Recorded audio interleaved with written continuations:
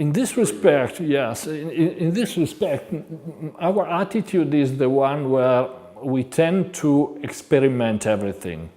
I think that as a distributor, our job is to make it possible for content providers, publishers and authors to experiment every new business model looking for a space in the market. And that's why, from a technological point of view, we continuously develop our platform in order to cope with the new business models and new players proposing these different kinds of doing business with ebooks. Personally, I think that the, let's say, traditional way of selling and reading ebooks, which is to buy one ebook, to download it and read, is especially suited for fiction books, for novels and so on, which is still the greatest part of the ebook market.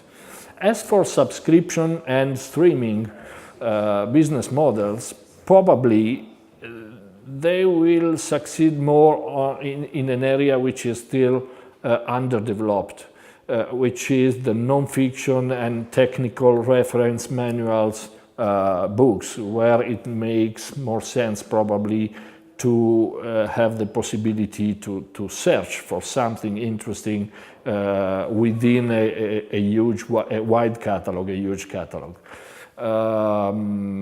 I tend to be less enthusiastic about digital lending.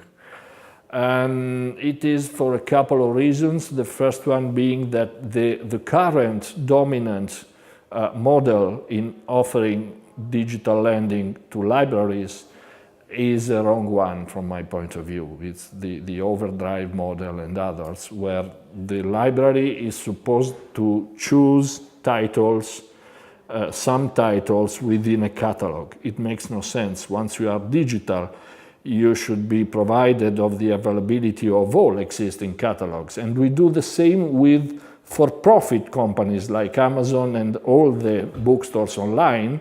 I do not see the point why we should let libraries pay just for the possibility to show an ebook for lending. So this is the first question. My second issue is about the concept itself of lending something digital. What does it mean to lend something that it has no more is no more a physical entity? What does it mean to giving back again the file that you received to read? I think that there is still something to reflect on in order to better assess what we are speaking about in this field. I don't think there's one answer. I don't think there's one model which will be dominant.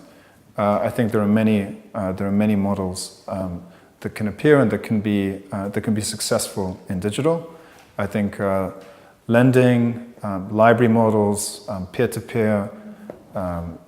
I think that streaming, mobile reading.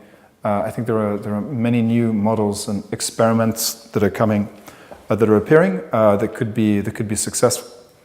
Not all of them, but definitely some of them. And I think the challenge for distributors is learning how to work in an efficient and transparent way with all of these different models that are coming up.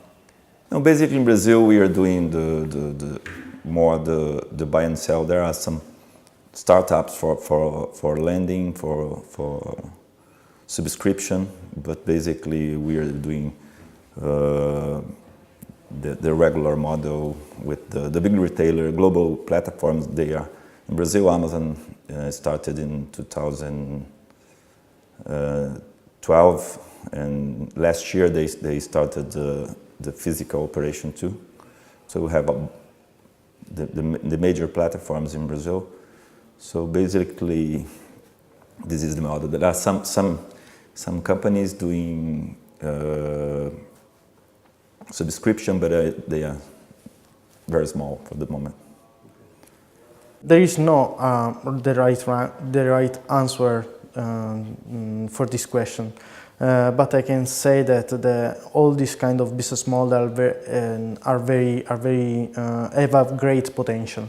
So I think that the very answer could be that publisher today have to find the right way to identify their customers in order to fidelize with their contents, making them to experiment a new reading experience and access to new contents every day.